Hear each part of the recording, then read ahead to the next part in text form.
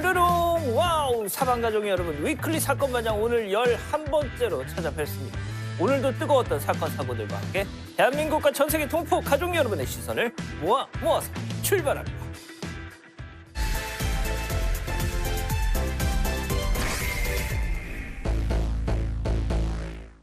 자, 큰 화제가 됐던 사건 되짚어보는 사반 핫픽 시간입니다. 자, 사반 핫픽 첫 번째는요. 국밥 속 담배의 출처입니다. 자, 먼저 지난 방송 내용 보고 오시죠. 지난 금요일 새벽 광주의 한 식당은 여느 때처럼 손님들로 북적였습니다.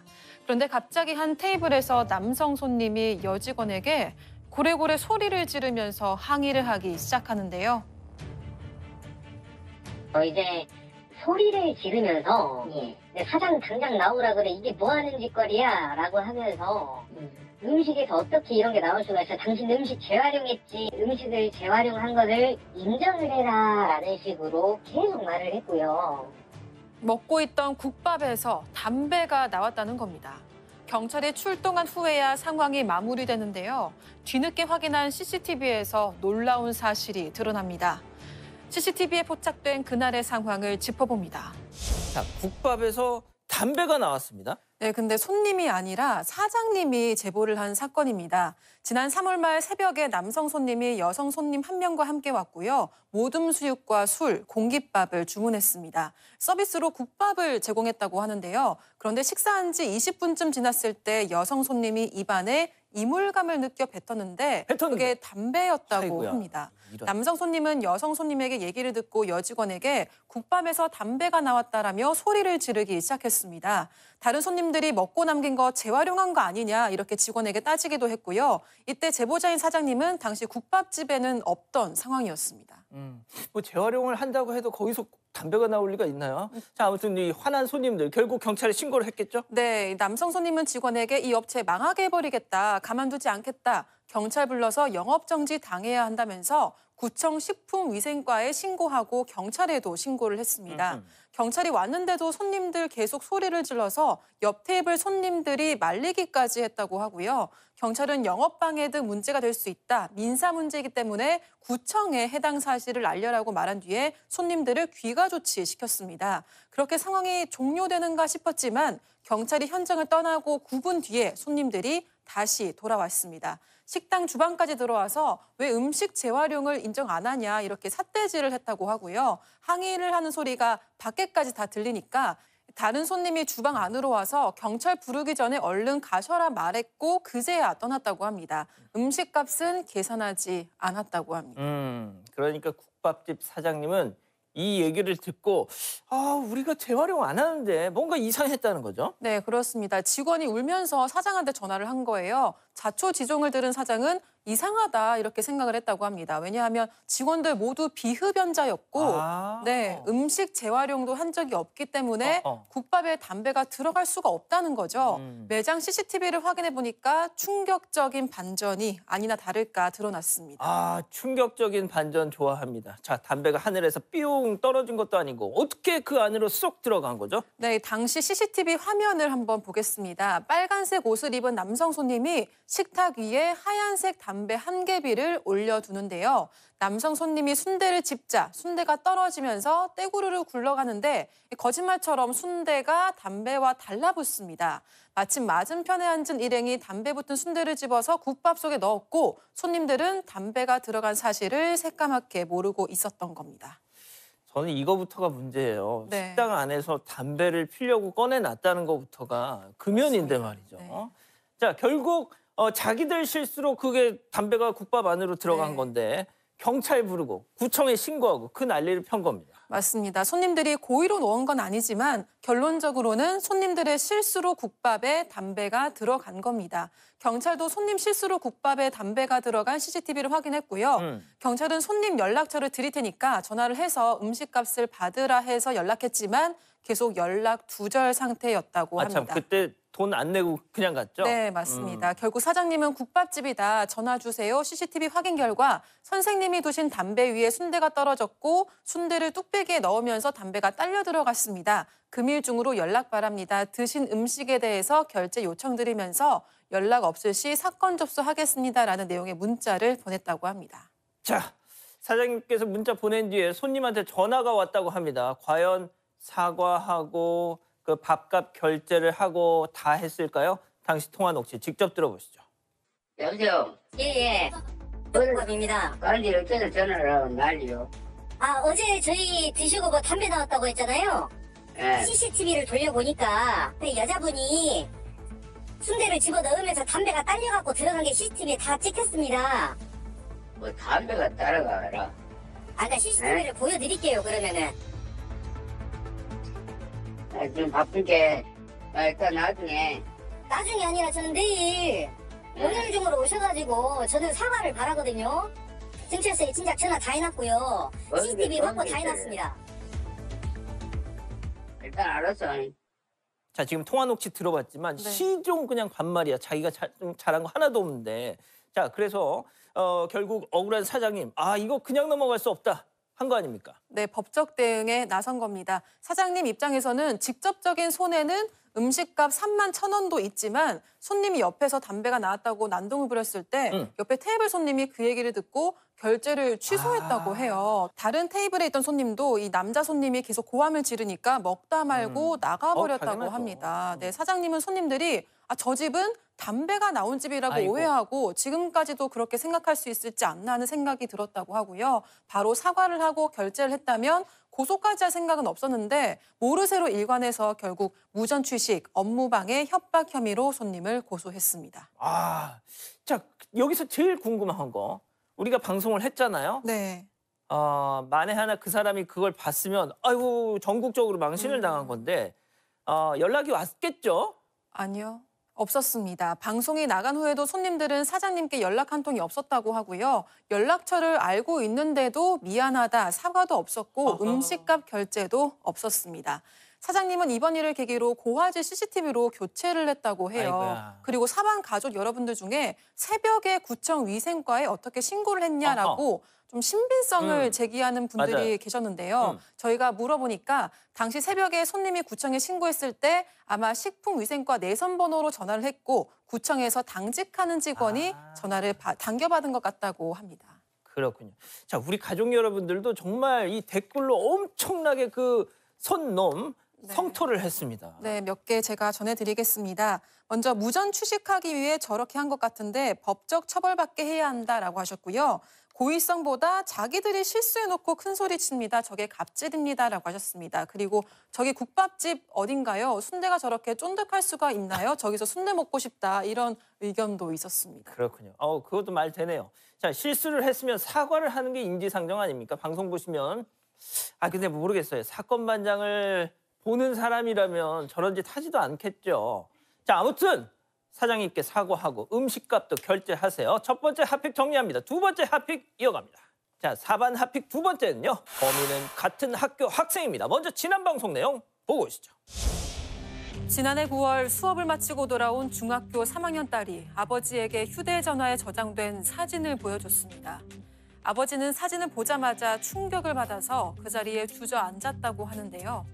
배경도 집이었고 얼굴도 분명히 딸인데 다른 사람의 나체 사진이 합성되어 있었던 겁니다. 아버지는 딸에게 대체 이 사진은 뭐냐고 물었다고 하는데요. 딸의 대답에 또 한 번 충격을 받았다고 합니다.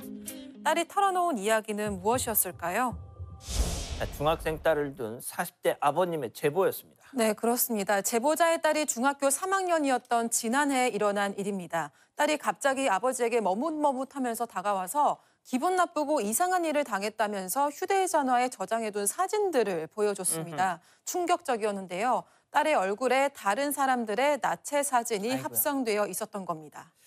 자, 제보자는 딸에게 어떻게 된 일인지 너 이거 무슨 일이야 이거 물어보셨겠죠. 딸도 얘기를 했습니다. 큰 충격을 받으셨다는 거죠. 제보자 목소리 직접 들어보시죠. 그 남자친구라는 친구가 옆에서 텔레그램을 하고 있더라 이거죠. 텔레그램에 대화들이 오고 가는 그 장면, 그 화면들을 휴대폰으로 움직이면서 다른 휴대폰으로 그걸 동영상으로 촬영한 걸 저한테 보내주더라고요.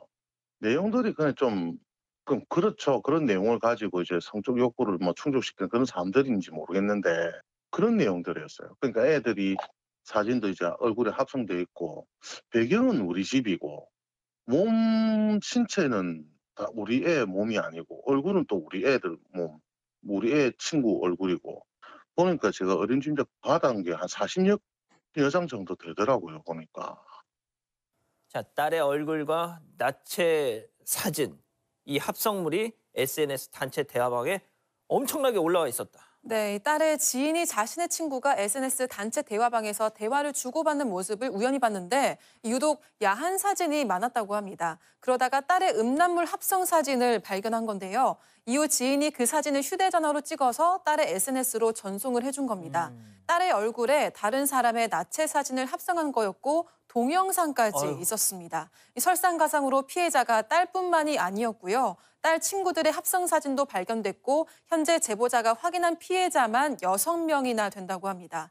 합성 사진을 두고 성적인 발언도 많이 오갔다고 하고요. 결국 아버지는 경찰에 신고하고 학교에도 사실을 알렸다고 합니다. 자, 옛날만 해도 이런 뭐 합성 사진이라는 게 되게 조악하고 포토샵으로 막 억지로 막 붙인.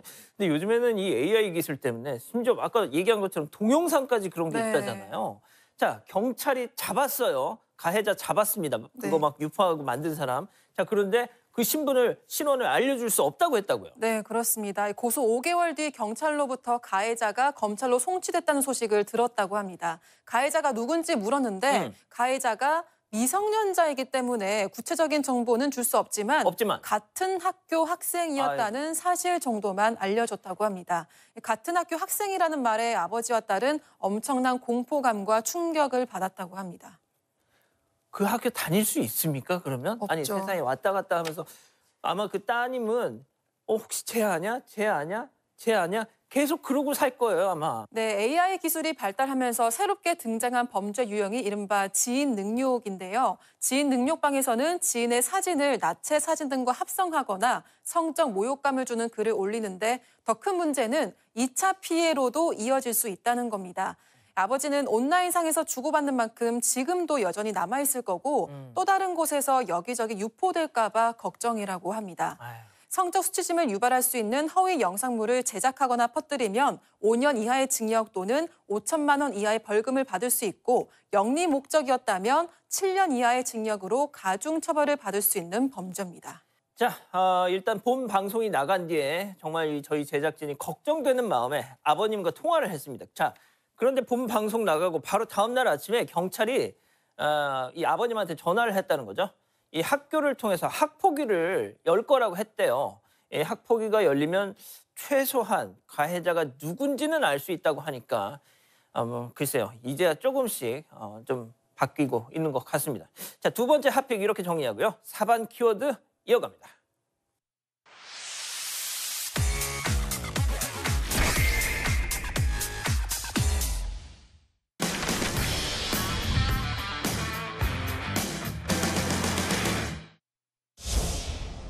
자, 공원에 강아지 산책 나온 여성 어둠 속으로 들어간 순간 맞은편 여성에게 지금 맞았습니다. 습격!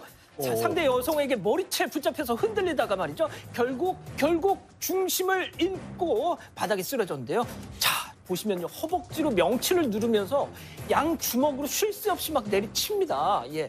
자, 피해 여성이 휴대전화 신고하려니 바로 달려와서 퍽퍽퍽 때리고 휴대폰을 빼앗아서 저렇게 바닥에 내동댕이 칩니다. 자, 폭행 가해자. 알고 보니 동네 아는 언니였다고요. 네, 일단 제보자는 50대 여성인데요. 1년 정도 알고 지낸 동네 언니가 저폭행의 가해자였다는 겁니다. 그런데 이 언니가 그 주사가 너무 난폭해서 지난해 10월쯤에 이미 손절한 상태였다는 거죠.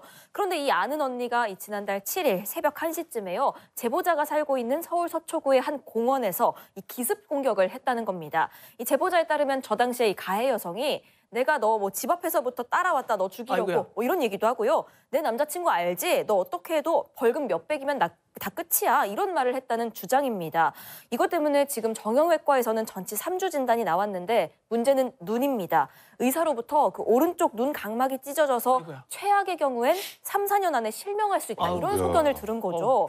그런데 이 제보자가 어릴 때부터 어떤 병을 앓아서요. 이미 왼쪽 눈이 잘 안 보이는 상태라는 아유, 겁니다. 어쩜 좋아. 그런데 이번 사건으로 인해서 오른쪽 눈마저 잃을 위기에 처한 겁니다. 양 변호사님, 폭행의 이유가 뭡니까?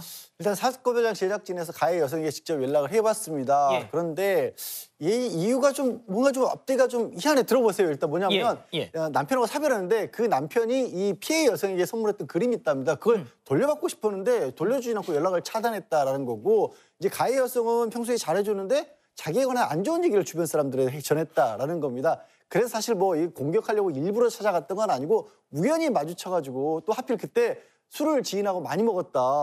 다른 사람과 같이 소주 한 병에 맥주 13병을 나눠서 마셔서 많이 먹은 상태였다라고 얘기를 하면서 뭐 남자친구 이런 걸 그냥 막 나오는 대로 말한 거고요.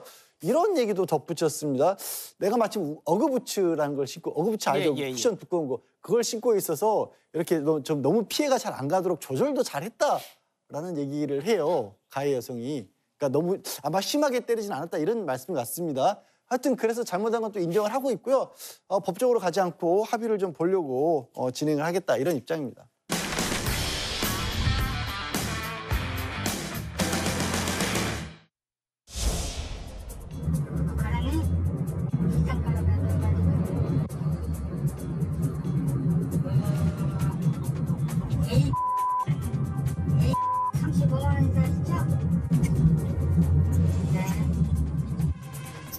세상에, 택시기사였어. 그것도 운전 중에 주문을 넣습니다. 신호대기 틈 타서 잘 들어갔나 확인까지. 자, 출발한 뒤에도 저렇게 시세표 삼매경. 시쳇말로 떡상하면 좋아서 흥분, 떡락하면 열받아 흥분. 손님은 그저 안전벨트만 꽉 잡고 있을 뿐. 자, 박 변호사님, 네. 세상에 저는 말이죠, 저번에 소개해드린 그 모바일 게임 하면서 운전하던 버스기사를 넘는 사람은 없을 줄 알았어요. 넘어가는 것 같습니다. 2월 27일 날 있었던 일인데요. 제보자가 병원에 가기 위해서 택시에 탑승을 했습니다. 택시에 탑승한 이후에 처음 탔을 때부터 기사가 계속 휴대전화를 보는 모습인데, 지금 휴대전화의 내용 중에 주식 시황이라든지 이런 것들을 계속 살피면서 결국은 주식은 뭐 매도 이런 걸 하면서 신호를 놓쳐가지고 뒤에서 빵빵하기도 하고 아이고. 경적 소리까지 들려서 혹시나 병원에 가는 시간 놓칠 수도 있다고 생각이 들어서 항의를 했다고 합니다. 항의를 하니까 내 주식이라서 이러는 거니까 좀 이해해달라고, 내가 지금 얼마 잃은지 모르겠다고, 몇 억 잃었다라고. 그걸 내가 왜 이해를 해? 그러니까요. 화를 냈다 그러고 결국은 계속 신호 막 걸리기도 하고, 이 나중에 횡단보도 앞에서 이제 내리긴 내렸는데 급정거 반복하고 가격하고 운전하다가 이쯤에서 내려서 가시라고 했던 것 같아요. 와. 사실은 다 끝까지 가야 되잖아요. 그래서 이 제보자가 화가 나서 이 택시 플랫폼 좀 전화해서 이게 좀 잘못된 거 아니냐라고 얘기를 하니까 아직까지 택시 기사한테 사과는 못 받았다고 합니다. 자, 여기는 버스. 기사가 핸들 위에 휴대폰 턱 올려놓고 동영상을 촬영하는데요. 뭘 찍나 하고 봤더니 봄바람 휘날리며 휘날리게 흐드러지게 핀 벚꽃. 로맨틱한 건 좋은데 운전할 땐 좀 참으셔야지, 백 변호사님. 저건 영상 보기만 해도 저도 좀 화가 나는데요. 저 어제입니다. 경북 경주시한 버스에서 목격된 모습인데, 벚꽃이 좀 늦게 피긴 했지만 이제 전부 다 개화를 하지 않았습니까? 제보자는 지금 버스 맨 앞에 타고 계셨었대요. 그러니까 아마 저 영상을 찍을 수 있었던 것 같은데, 운전하던 도중에 휴대전화를 저렇게 핸들에 올려놓고 벚꽃을 촬영한 것으로 추정이 되는 상황입니다. 정면을 봐야지 휴대폰을 보고 있으면 잘못하면 자칫하면 사고 날 수 있는 상황 아니겠어요? 그래서 일단은 시청에 제보자가 민원을 넣은 상태라고 하는데, 일단 도로교통법상 운전 중에 휴대전화 사용하는 경우는 20만 원 이하의 벌금이나 구류에 처할 수 있습니다. 벌금이나 구류가 문제가 아니라 저기 승객들의 안전을 고려하셔야죠. 그러니까.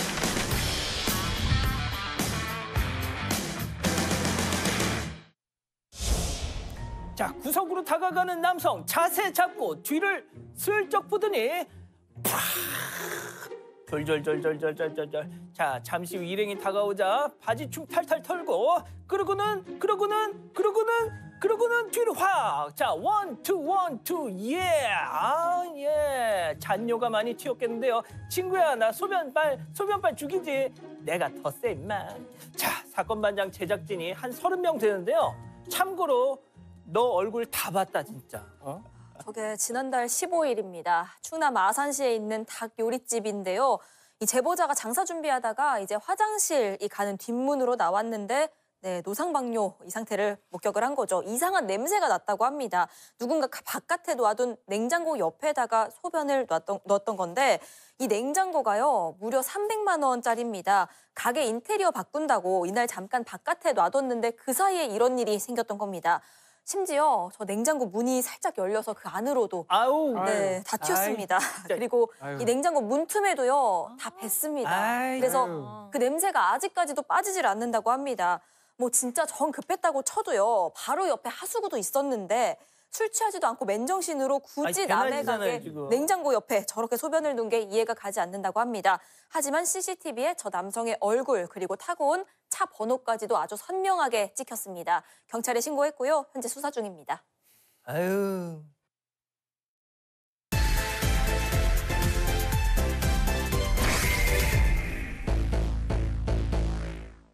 자, 위클리 사건 반장에서 야심차게 준비한 사반 제보 후 시간입니다. 자, 사반 제보 후에 어떤 일이 벌어졌는지 낱낱이 파헤쳐보는 코너죠. 첫 번째 제보 후. 자, 남고생이 자신의 체액을 여교사 텀블러에 넣은 충격적인 사건입니다. 자, 지난 방송 내용 보고 오시죠.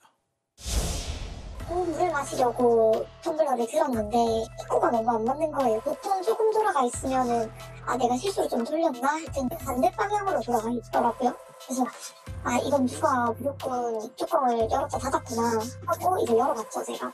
근데 처음 열었을 때는 그냥 뭔가 손소독제 같이 보이기도 하고 물질이 그 텀블러 벽에 붙어 있더라고요. 너무 처음에는 화가 났죠. 왜냐면은 바로 앞에 손소독제도 있었겠다.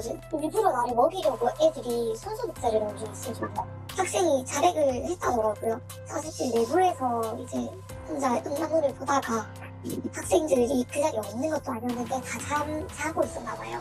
근데 교파까지 가가지고 이제 제 텀블러를 보고 어떤 그런 성적 충동이 들었다. 근데 이 사건은 얘기를 하지도 못할 정도로 너무 충격적입니다. 어떻게 저럴 수가 있는지. 그러니까 말이죠. 이거 참 한숨만 나와요. 네, 저 사건이 지난해 9월에 일어난 사건인데 선생님께서 이제야 공론화를 하신 거잖아요. 당시 학교 측한테 상처와 충격을 많이 받았다고 들었습니다. 네, 맞습니다. 사건 반장 방송 나간 후에 선생님과 통화를 했는데 사과는커녕 2차 가해까지 있었다고 아이고. 합니다. 그래서 선생님을 직접 뵙고 왔는데 당시 충격적인 상황을 직접 들어보겠습니다. 방송 이후 아무것도 해결되지 않아 해당 지역을 떠나려던 피해자를 겨우 만났습니다. 피해자는 당시 상황을 똑똑히 기억하고 있었습니다. 9월 11일 월요일이었거든요. 제 업무는 아니지만 이제 학교 측에 부탁을 받아서 다른 선생님을 대신해서 제가 야간 자율학습 강독을 하는 거였거든요. 처음에는 앞에 손소독제도 있으니까 너무 화가 나가지고 애들이 일부러 나 골탕 먹이려고 넣었구나 하고 그대로 들고 나와서 복도에서 사진을 찍고 상담 선생님께 말씀을 드렸어요, 바로. 그래서 이거 상담 선생님도 사진 찍어가지고 학생들 다 있는 단톡방에 이걸 보내면서 누가 여기 장난쳤냐, 범인 나와라 했는데 당연히 안 나오죠. 복도 CCTV를 다 돌려봤어요. 근데 제가 자리 비운 사이에 진짜 한 3, 4분? 엄청 짧은 시간 동안 내가 2번 나갔다 들어왔다 하는 게 찍힌 거예요. 제 텀블러를 들고. 학생이 자백을 다 했대요. 내부에서 그런 짓을 하고 이걸 들고 세탁실 나가서 한번 헹구고 들어왔대요. 근데 안에 물이 있었다 싶은 게 이제 자기도 아차 싶으니까 다시 정수기로 가서 물을 받아놨다 하더라고요. 상담 선생님 말로는 걔도 많이 놀란 것 같다라고는 하셨거든요. 자기도 그런 일을 했으니까 그럴 생각은 아니었다라고는 했다고 하더라고요. 그래서 상담 선생님이 그 자리에서 이제 교감 선생님을 부르고 많이 놀래서 정말 이거는 병가를 받아야 된다. 상담 선생님께서 먼저 제안을 하셔서 4일 병가 받고 그 다음날 바로 정신과를 갔거든요. 근데 2주 절대 안정을 받았는데 그래도 이제 저도 계약직이고 눈치가 보이다 보니까 4일 병가 받고 그 다음 주 월요일은 바로 출근을 했어요. 와, 지금 얼마나 충격을 받으셨으면 지금 정신과 치료까지 받으시겠냐 이런 생각이 맞아요. 드는데 네. 자, 지금 정희윤 기자가 들고 있는 이 텀블러가 제발 네. 그 텀블러가 아니라고 해주세요. 맞습니다. 어떡하죠? 이 선생님께서 이 텀블러를 이러지도 못하고 저러지도 못하고 이렇게 쓰레기통 옆에 뒀다고 하시는데요. 경찰에서 텀블러 조사를 마무리해서 이제 버리려고 했는데 제가 좀 부탁을 드렸어요. 혹시 인터뷰할 때 갖고 나와주실 수 있냐. 근데 굳이 제가 이렇게 갖고 나온 이유는 사반 가족 여러분들께 이 텀블러를 좀 보여드리면 사건의 엄중함을 조금이라도 느끼실 수 있을 것 같아서 양해를 구하고 이렇게 가지고 왔습니다. 아, 근데 못 보겠네요. 네. 맞아요. 자, 일단 뭐 이렇게 눈앞에 있으니까 아까 뭐 정희윤 기자 얘기한 것처럼 이 사안의 엄중함이 더 느껴지는 것 같은데, 자, 들으신 것처럼 자습 시간에 이런 불미스러운 일이 벌어진 거잖아요. 자, 평소에 그러면은 이 학생들 통제가 잘 안 됐습니까? 그런 것도 아니었습니다. 이 선생님들께서 학생들을 잘 가르치고 관리도 되게 잘하는 분위기래요.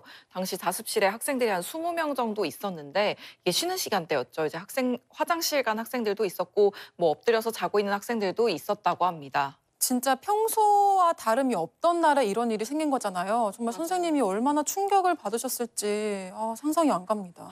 지금 선생님 마음고생 많이 하고 계시던데 이 사건에 대해서 말을 꺼내자마자 좀 많이 우시더라고요. 사반가족 여러분 댓글 중에 기억이 나는 댓글이 있어서 하나 갖고 왔는데 뭐 참 자비로운 학교와 나라다. 학교는 교육의 장 아니냐. 예비 성범죄자다. 이 사람은 이렇게 댓글을 남겼고 이게 많은 공감수를 받았습니다. 아마 우리 가족 여러분들도 다 비슷한 생각이실 듯합니다. 뭐 당연히 성범죄죠. 성범죄고.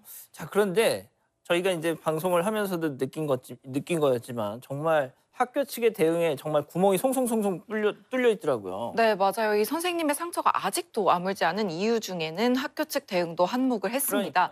그런데 이게 다가 아닙니다. 또 충격적인 2차 가해가 있었는데요. 영상으로 만나보겠습니다. 아이고야. 담임 선생님이 따로 카톡이 왔었거든요. 근데 반성을 한다거나 그런 것보다는 결국에 제가 잘못된 방향의 처벌을 해서 후폭풍을 학생이랑 학교가 지금 맡고 있다라는 내용이었거든요. 그래서 이제 제 끝이 뭐 고통이 아물지 아니면 새로운 상처가 될지 모르겠다. 자기는 다른 위로라던가 뭐 그런 건 전혀 없었고, 그래서 제가 그 이후로 이런 말씀을 하실 거면 연락하지 말아주셨으면 좋겠다. 많이 불편하다. 2차 가해를 한 건 동료 교사뿐만이 아니었습니다. 제가 9월에 그런 일이 있고 학생 처벌이 끝났다고 해서 제가 받은 피해가 진정이 된 건 하나도 없었거든요. 그래서 10월 초에 제가 행정실에 가서 그냥 내가 얘 아니었으면 없었을 피해에 대해서 그럼 산재 처리만 하고 싶다라고 말씀을 드렸거든요. 그 와중에 교장 선생님께서 이 사실을 아셨나 봐요. 이제 뒤에서 제 얘기를 무슨 콩콩인지 모르겠다. 내 지갑에서 5만 원 꺼내주면 되는 건데 굳이 왜 산재 처리를 기관에서는 벌금도 내야 될 일인데 뭐 이런 식으로 말씀을 하셨다는 게 귀에 들렸어요. 교장 선생님 제 앞에서는 그래요. 당연한 거다. 그러니까 산재 처리 높겠다 이러셨거든요. 그러면서 저보고 기다리래요. 그래서 정말 언제 답을 주는지 계속 기다렸어요. 산재는 개인에서 처리하는 거다. 근데 기관 신고는 우리가 이미 끝낸 상태니까 개인에서 산재 처리해라 이러시는 거예요. 성사는 학교에서 일어나면 학교 자체적으로 해결을 하더라도 보고가 돼야 된다고 그냥 제가 알기로는 그렇게 알아서 기관 신고를 해달라. 뭐 도교육청 측이라던가. 그래서 이 사건을 정당한 절차에 따라서 처리를 해달라고 했어요. 그래서 알겠다고 하셨는데 좀 보고를 했더니 의중이 뭐냐 라는 대답을 받고, 그래서 그런 거 없다, 그런 뜻 없었다, 그냥 절차에 따라서 이게 맞는 것 같아서 기관 신고해달라 한 것뿐이다.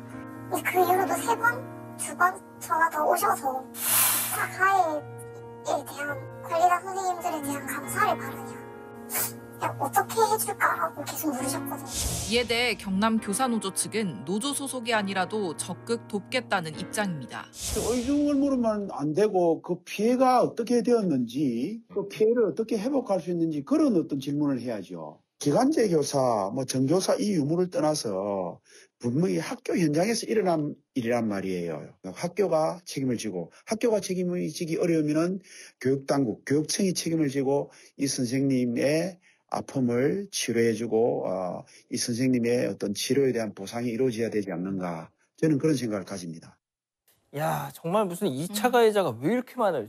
특히 그 교장 지갑에서 5만 원 주면 이게 해결될 일이에요? 저도 그 발언이 가장 충격적이었습니다. 이 도교육청 발언도 있었잖아요. 이 입장을 물어보니까 실비 처리가 바로 가능한데 혹시 보험 따로 가입한 게 있는지, 이렇게까지 재해로 처리하려는 이유가 있는지 이런 의미로 물어본 건데, 그러니까 도대체 그 속셈이 뭐냐, 약간 이런 것 같아요.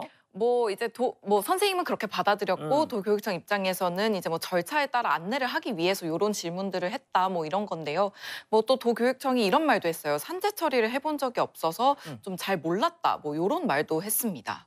아니 도교육청의 의중이 뭐였던 간에 피해 선생님한테 이야기를 할 때는 되게 조심하고 배려를 정말 많이 했어야 된다고 생각을 해요. 아, 저도 그렇게 생각합니다. 이제 뭐 아다르고 어다르다고 선생님께서 이렇게까지 힘들어하고 계시는 거는 이제 홀로 싸운다는 생각이 들어서인 것 같아요. 이 더구나 할머니랑 둘이서 타지 생활을 하고 있다고 하더라고요. 이 사건 반장 방송 이후에 가해 학생에게서는 연락이 없었다고. 아, 네, 전혀 없었다고 합니다. 이 선생님 지인이 또 한 분 계시는데 이분이 대신해서 가해 학생 보호자에게 연락을 했다고 해요. 근데 이분이 이제 그러니까 학부모가 드릴 말씀이 없어서 죄송하다 이렇게 말을 했다고 하더라고요.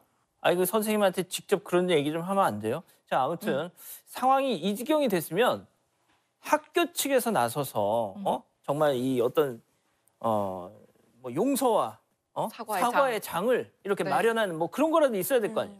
아, 그러니까요. 근데 이 도교육청 관계자 말로는요. 당시 선도위원회가 열려서 그 기록을 확인해보니 가해 학생과 보호자가 사과 의사를 전달하고 싶다고 했는데 이 사건 관련해서 이제 피해 선생님을 계속 돕던 그 동료 선생님이 한 분 계시거든요. 그 이제 상담 선생님이라는 분이 2차 가해가 우려된다며 이제 중간에서 자리를 따로 마련하지 않는 걸로 그 당시에 정리를 하셨다고 해요. 대신 좀 전에 제가 말씀드린 그 가해 학생 부모님이랑 연락했다는 그 선생님 지인 있잖아요. 앵커께서 직접 사과하면 안 되냐고 물었던 그분이 안 그래도 나 말고 피해 선생님한테 직접 사과를 하셔라 이렇게 말씀을 했는데 아직까지 직접적인 사과는 없었다고 합니다.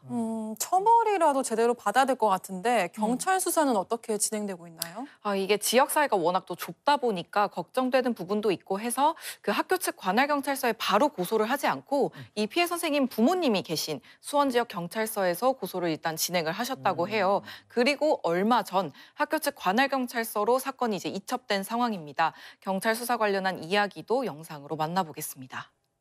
3월 21일에 이제 수원남부경찰서에 가서 고소장을 썼어요. 쓰고 그 다음날 피해자 상담을 받고 제 본거니까 경찰서로 이첩을 시켜야 된다고 하시더라고요. 그래서 오늘 문자를 받았는데 이제 사건 접수가 됐다고 문자를 받았거든요. 일단 재물 손괴죄밖에 적용이 안 된다고 하시더라고요. 왜냐면은 내가 들고 있는 텀블러에 넣거나 저한테 직접 묻힌 게 아니라 제가 두고 있었던 거기에 넣은 거니까 이거는 텀블러에 대한 죄밖에 적용이 안 된다고.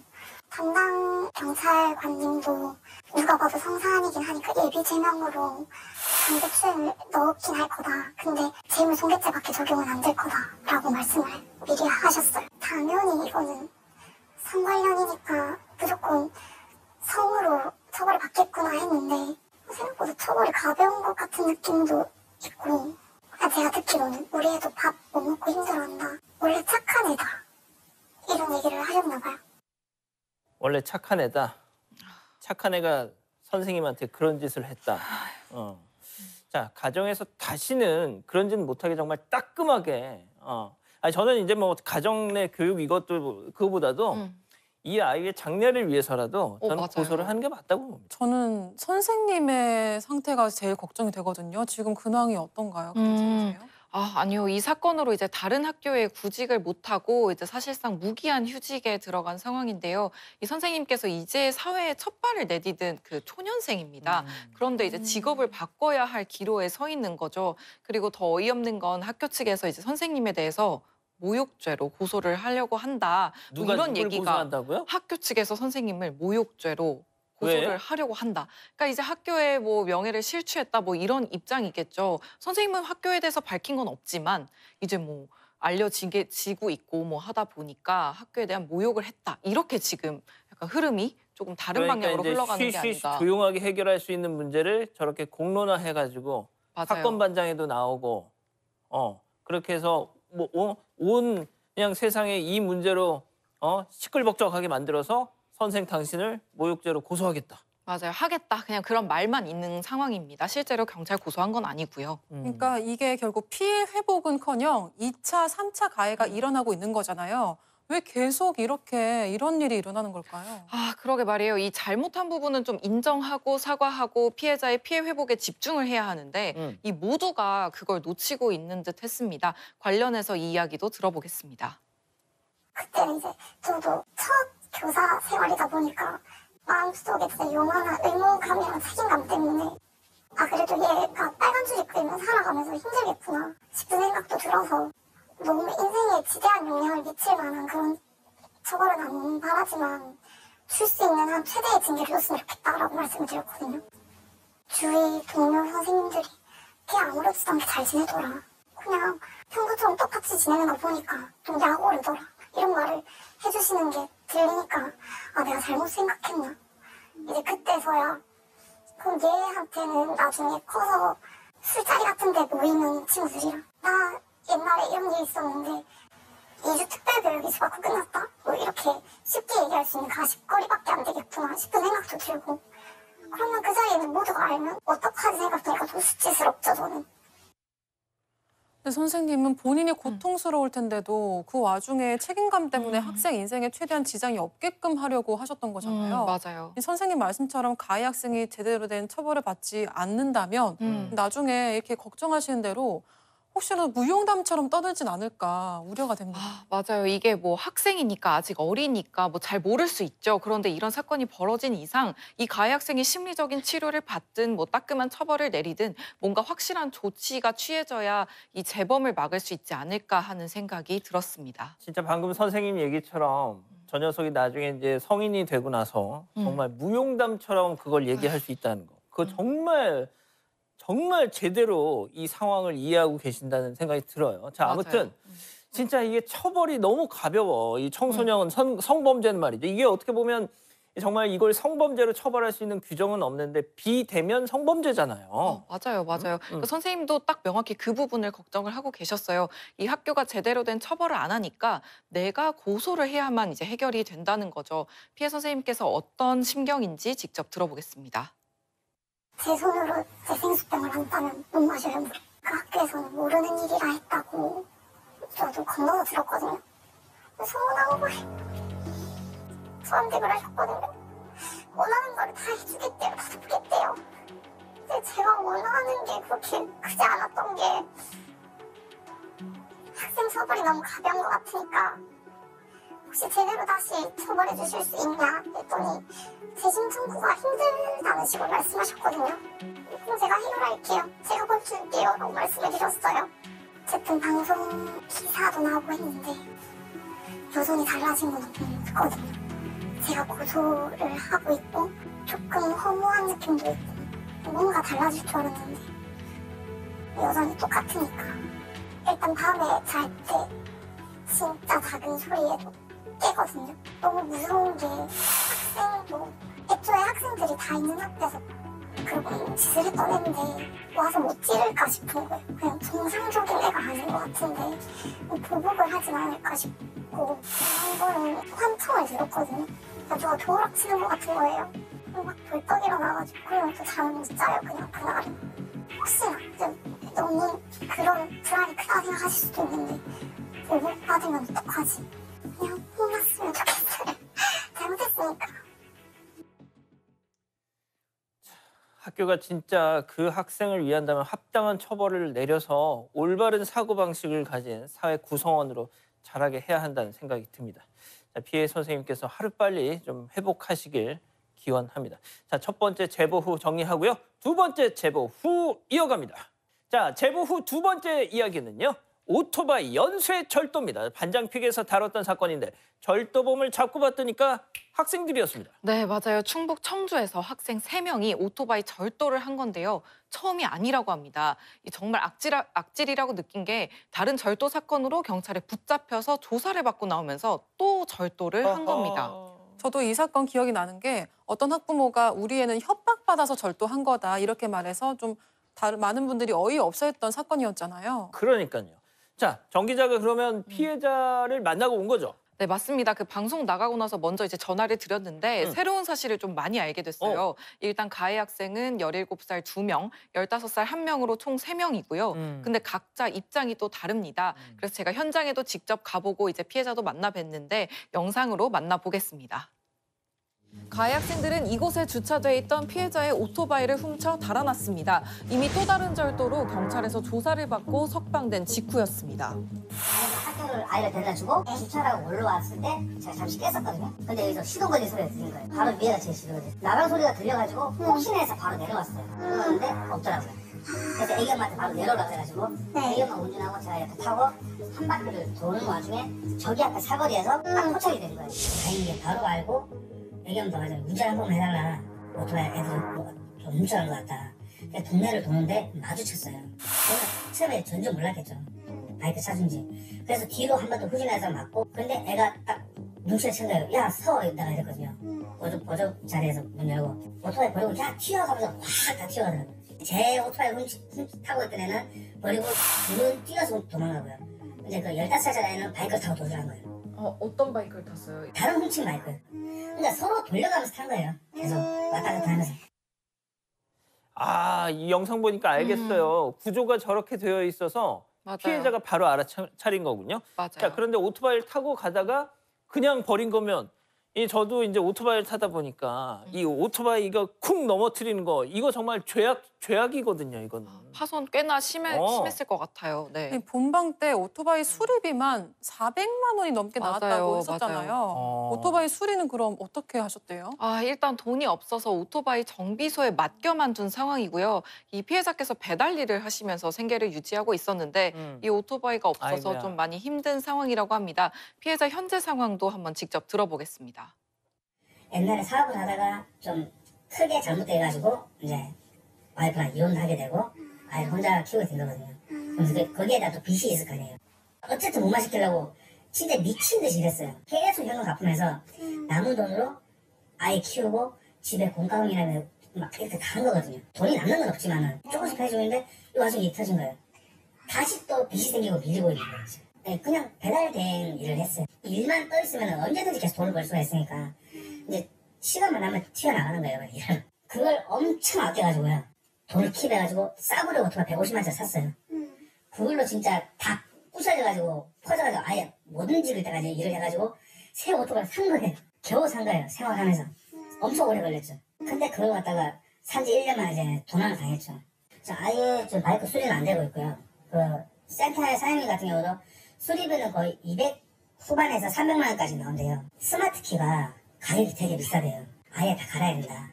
그 가는 비용이 90에서 120만 원 사이다. 그러니까 430만 원이 훌쩍 넘어가는 거예요. 자, 뭐 개인사라서 조심스럽기는 한데 지금 피해자분께서 이혼을 하셨나 보네요.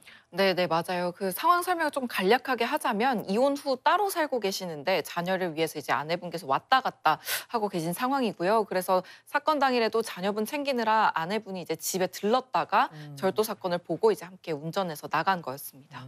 저렇게 열심히 사시는 분한테 그런 일이 생겨가지고 너무 안타깝습니다. 이 배달 일을 하게 된 것도요. 사실 그 자녀 일정에 맞추기가 수월하니까 이제 하게 된 거라고 하시더라고요. 그렇군요. 자, 그렇게 뭐가 됐든 정말 성실하게 살아가시는 분의 어떤 생계 수단을 팍 이렇게 부셔놓고 사과, 합의 없으니까 지금 저희가 이러고 있겠죠? 그렇습니다. 근데 가해자 3명 중 1명은 그래도 보호자와 함께 와서 사과도 하고 피해 금액도 이제 천천히 갚아 나가고 있다고 합니다. 문제는 나머지 가해자 2명인데요. 가해자 관련한 내용들을 좀 자세히 들어보겠습니다. 한 부모님이 유일하게 저랑 지금 합의를 보고 계시거든요. 그분이 이제 일정 금액을 또 지급해 주셨어요. 저 생활이 안 되니까. 돈이 없으니까 자기 열심히 일해가지고 월급 때 꼭 다 드리겠다. 아이를 데리고 와가지고 사과도 시키고 통화도 시키고 우리 딸아이가 먹을 게 없으니까 일부러 뭐 이라든지 뭐 그런 거 아이가 먹을 수 있는 거 좀 사다 주시고 그랬었어요. 엄청 고맙더라고요. 아이를 생각해 주시니까. 한 명은 아예 연락이 안 되고요. 다른 한 부모는 아들이 한 거에 대해서 인지를 잘 못해요. 인정을 안 하려고 하는 건지 오히려 저한테 그냥 사고를 냈으니까 치료비 들어간 거 돈을 달라. 부모 중 1명은 가해 학생들이 도망갈 당시 피해자가 이들을 추격하면서 일어난 사고를 피해자 탓으로 돌리기 바빴다고 합니다.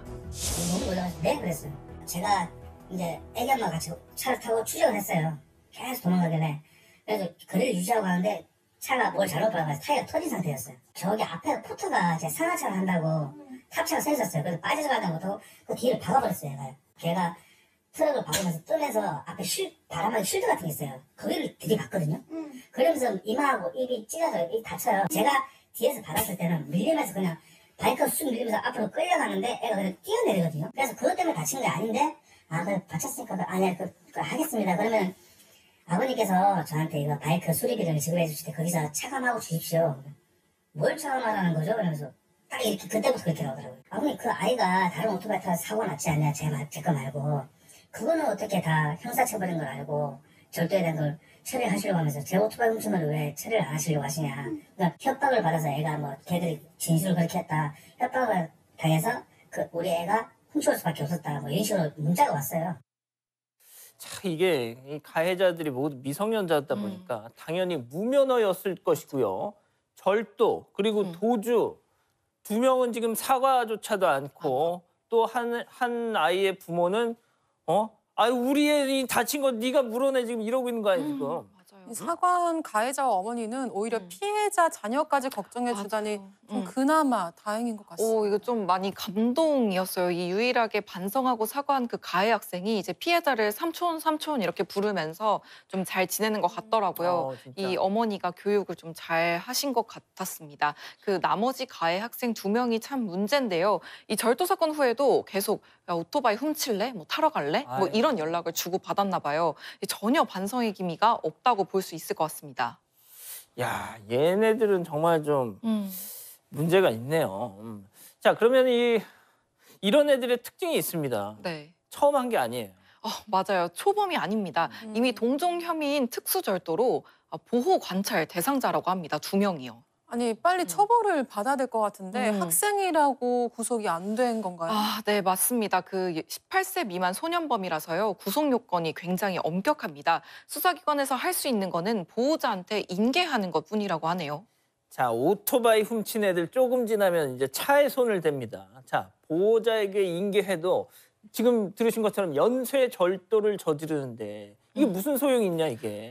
그러니까 말입니다. 이 사건 발생한 지 이제 한 달 정도 지났는데요. 수사가 아직도 진행 중입니다. 피해자도 많이 답답해하고 있는 상황인데 그리고 어떤 수사관은 뭐 해줄 수 있는 게 없는데 어쩌라는 거냐. 전화 좀 그만해라. 뭐 이렇게 말한 사람도. 전화를 그만하라고 했대요? 네, 어떤 수사관이 그랬대요. 이 피해자 주장입니다만 이 피해자 입장에서는 이제 생계와 직접적으로 연결된 거잖아요. 피해자께서 어떤 심경인지도 들어보겠습니다. 이게 참 너무 어려운 것 같아요. 첩보이고 뭐 그런 건 떠나가지고 죄의식을 못 느껴요, 애들이. 부모도 모른 척, 아이도 모른 척 똑같은 거 하더라고요. 너무 그냥 아이들 편에서만 이렇게 법적으로 처리하잖아요. 가해자가 장땡이더라고요. 뭐 백제 그러면은 뭐 할 수 있는 게 없더라고요. 이런 작은 일들에 대해서. 그 사람들한테는 아주 소액일 수도 있죠. 400만 원, 500만 원 정도 바이크 값하는 거. 근데 그걸로 생계 꾸려가는 사람들한테는 정말 큰 거거든요. 아이들한테는 별로 할 말이 없어요. 왜냐면 저는 좀 이해는 해요. 뭐 바이크를 타고 싶다 그런 게 이해하는 게 아니라 그 순간에 조그마한 욕망들? 아이들이 좀 호기심이라고 생각해요. 저도 아이를 키우고 있잖아요. 그래서 좀 부모들이 좀 더 잘 이끌어주면은 이런 일이 있어도 얼마든지 다시 돌아올 수 있다고 생각하거든요, 애들이요. 근데 그 부모들이 나몰라라고 뒤로 물러서 버리니까 몇 천만 원을 달라는 것도 아니고 진짜 요구한 게 내 바이크를 부셔서 내 바이크는 고쳐주십시오라고 했는데 그 피해자를 완전히 기망하고 그냥 그 사람이 죽든 말든 냅둬버려 신경을 안 써버리잖아요. 피해자가 한도 끝도 없이 계속 쫓아다니고 있어요. 내가 합의를 해달라고 부탁드리고요. 제발 좀 이거 빨리 좀 처리해달라고. 왜냐면 제가 일을 해야 하면 우리 아이가 밥을 먹을 수 있습니다. 제가 일을 못하면은 아무것도 안 된다고. 그렇다고 해서 부모님들이 제가 일 못한 거에 대해서 다 지급해 주실 거냐고. 해주실 거면서 그럼 마음 먹고 기다릴게요. 그거 아니시지 않냐고. 어떻게 해서 지금도 돈을 깎으려고 하시는데 이건 잘못된 것 같다고. 그래서 이 부모님들이 좀 더 책임감을 가져야 된다고 생각해요. 자, 자식은 부모의 거울이다라는 말이 있죠. 시쳇말로 콩콩 팥팥. 자, 자녀가 잘못된 길로 가다가 한 가정의 생계를 저렇게 박살냈으면 부모가 당연히 함께 사과하고 피해 회복을 위해서 노력하는 모습을 보여주는 게 교육이라는 생각이 듭니다. 자, 2번째 제보 후드 이렇게 마무리하겠습니다. 예, 사랑하는 사건반장 가족 여러분 행복한 하루 보내시고요. 마지막으로 글로벌 핫픽 전해드리면서 위클리 사건반장 더 뜨거운 이야기들 모아서 인사드리겠습니다. 안녕히 계십시오. 와우.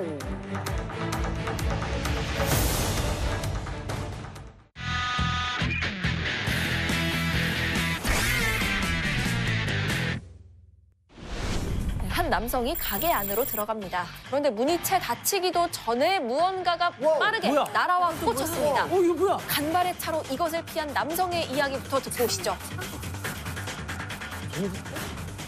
So I was walking into the store here, put my handle on the door, and I heard a loud bang and yelling over here at the corner, and a 4-foot blade hurling at me as I'm walking through the doorway. 네, 주차장을 가로질러서 아주 무섭게 날아든 이것. 바로 지름 1.2m짜리 원형 톱날이었습니다. 크기가 어마무시하죠. 이 톱날은 남성이 들어간 문 바로 옆에 무려 60cm 깊이로 푹 박혔습니다. 그리고 그 충격으로 건물 전체가 흔들릴 정도였다고 합니다. 무서워. 이 톱날이 날아온 곳은요, 인근 건설 현장이었습니다. 나사가 헐거워진 채로 쓰다가 손 쓸 틈도 없이 그냥 빠져버렸다고 합니다. 천만다행히도 다친 사람은 아무도 없었고요.